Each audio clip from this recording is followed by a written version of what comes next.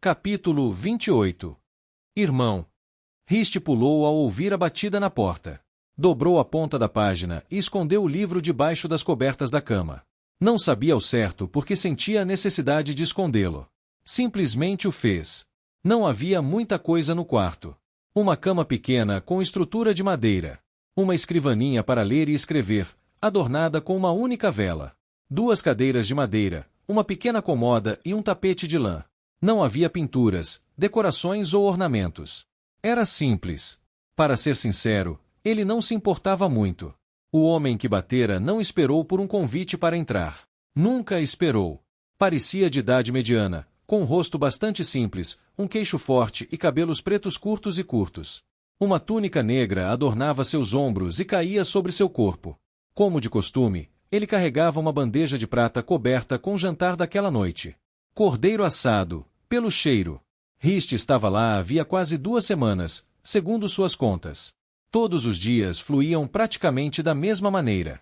Ele acordava com o sol nascendo em um quarto vazio e uma porta trancada.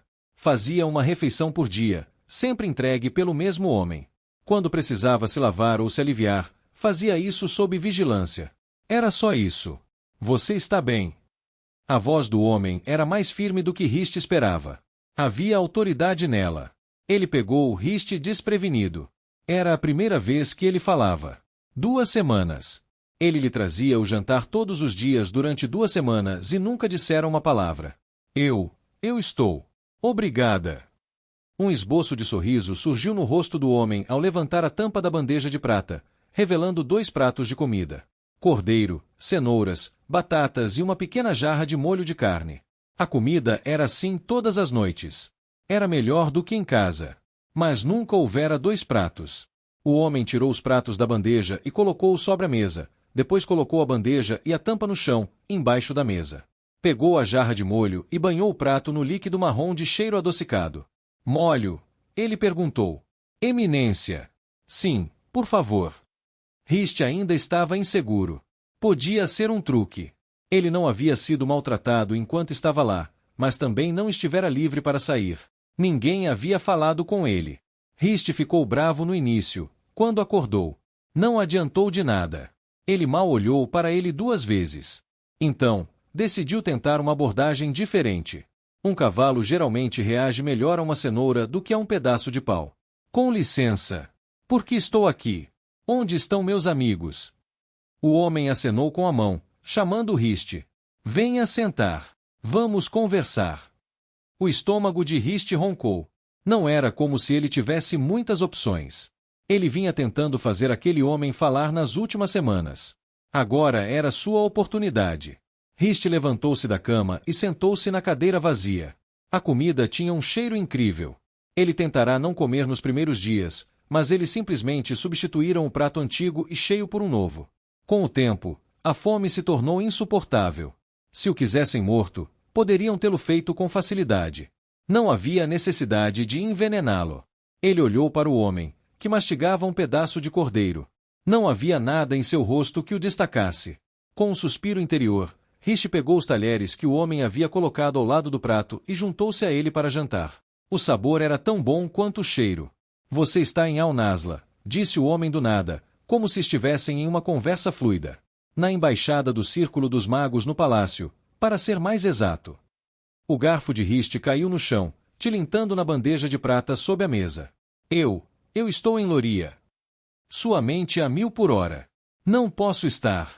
Como isso é possível? Eu estava em Midaven, em Ilianara. Como cheguei ao norte? Riste parou. Precisava se recompor. Não fazia ideia de por que aquele homem finalmente começara a falar, ou se algum dia voltaria a falar. Precisava ser inteligente e fazer as perguntas certas. Quem é você? Por que estou aqui? O homem mastigou a comida meticulosamente, engolindo em seco antes de responder. Pode me chamar de Garramon. Eu sou seu guia. O homem ponderou por um momento. Você está aqui porque o encontramos na beira da estrada, perto de Al-Nazla. Não sei como chegou lá, nem me importei. Você estava imundo e quase morrendo de fome. Nós o acolhemos. Riste ergueu uma sobrancelha. Me acolheu. Me fez prisioneiro, mas provavelmente. Estou trancado neste quarto, incapaz de sair a menos que esteja sob guarda, e mesmo assim, apenas para tomar banho e me aliviar. Isso me parece um prisioneiro. Como cheguei ao norte? Calma. Concentre-se. Respire. Riste se esforçou para pensar. Tentou se lembrar do que aconteceu, mas a única coisa de que conseguia se lembrar era da luta nas ruas de Midaven, e de Dalen o carregando. Então tudo ficou escuro. Cativo. Você está alimentado, não está? Vestido. Foi ferido. Garramon não esperou por uma resposta. A expressão de relutância no rosto de Riste foi suficiente. Bem, eu lhe dei meu nome. É justo que você faça o mesmo em troca. Riste não percebeu que o homem não sabia seu nome. Meu nome é Riste Avel. É um prazer conhecê-lo. Garramon engoliu outro pedaço de carne, acompanhado de molho. Riste, há uma razão para você estar aqui e não em uma taverna em algum lugar, e acho que você deve saber qual é. É a mesma razão pela qual você não teve permissão para circular livremente pelos jardins. E, pelo que eu sei, é a mesma razão pela qual você acabou na beira da estrada. Não sei do que você está falando. As costas de Riste se enrijeceram. Ele não tinha como saber. Garramon suspirou pelo nariz ao terminar de comer. Limpou a faca e o garfo com um pano que tirou de dentro da capa e os colocou na mesa, ao lado do prato. Você está entre amigos, disse ele após um longo momento de silêncio. Garramon voltou a olhar para a vela sobre a mesa e girou a mão para cima, finalizando com um estalo. O pavio da vela se acendeu com uma chama que oscilava para frente e para trás. Você. Um sorriso satisfeito surgiu no rosto de Garramon. Sim, eu. Você não está mais sozinho, Riste. Tínhamos que mantê-lo sob vigilância. Um mago novato pode ser um perigo tanto para si mesmo quanto para aqueles ao seu redor quando não é treinado. Precisávamos vigiá-lo. E não o conhecíamos o suficiente para confiar em você. Certamente, você entende. O pulso de Riste acelerou. Não era assim que ele esperava que o dia fosse. Um mago novato. Eu acho que sim. Ótimo. Garramon juntou as mãos e se inclinou para frente, com os cotovelos apoiados nos braços da cadeira. Riste, quero te ensinar a usar seus dons. A não temê-los, mas a aceitá-los. A não deixar que o medo no coração dos outros te impeça de ser quem você estava destinado a ser. Nunca devemos apagar nossa luz para que outros possam brilhar. Riste sentiu uma sensação de calor percorrendo. Era como se as palavras de Garramon fossem um remédio para algo que ele não sabia que o afligia. Sim, eu gostaria muito disso. Sério, eu gostaria. Fantástico, disse Garramon. Bateu palmas e se levantou. Partiremos amanhã. Mandarei chamá-lo ao amanhecer.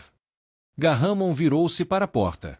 E de agora em diante, por favor, me chame de irmão Garramon.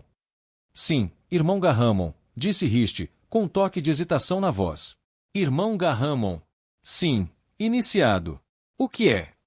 Um nó se formou na garganta de Riste. Ele prendeu a respiração por um instante. Meus amigos, minha família. Eles devem estar me procurando. Preciso vê-los ou contatá-los. Avise-os que estou bem. O mago ficou parado na porta por um momento, pensando. Vou mandar alguém entregar uma caneta, tinta e um pergaminho para você esta noite. Se você os escrever, podemos despachar falcões. Obrigado, irmão Garramon. Na manhã seguinte ao banquete, Yvon trouxe Kalen e Aezon para falar com o emissário anão em Belduar. Com o bloqueio loriano a apenas alguns dias de marcha da cidade, uma reunião com a cidade franca dos anões seria realizada o mais breve possível. Arthur perguntara a Kalen se ele participaria da embaixada. Era o mínimo que Kalen podia fazer, considerando que Arthur os receberá em sua casa.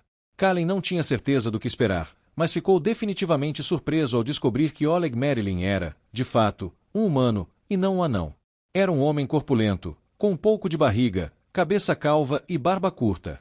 De jeito nenhum, disse Oleg, rindo, quando Kalen se desculpou pela expressão de surpresa em seu rosto. Muitas pessoas se surpreendem ao descobrir que o emissário da cidade franca dos anões não é um anão.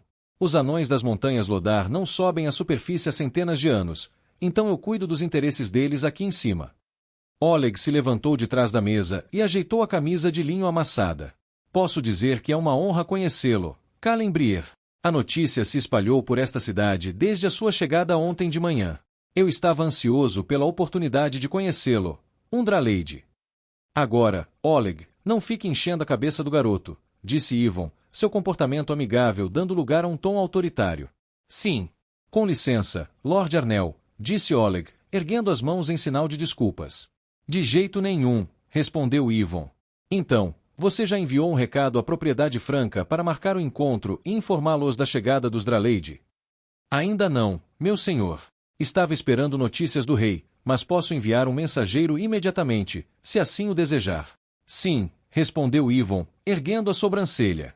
Com um sobressalto, Oleg voltou para sua mesa.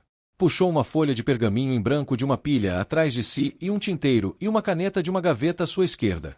Começou a rascunhar uma carta. Ao terminar, dobrou o pergaminho e o colocou em um pequeno envelope creme. Pingou cera na borda do envelope usando uma vela roxa escura que estava acesa ao lado de sua mesa. Por favor. Um momento. Ivan remexeu nos bolsos e tirou um pequeno carimbo de latão.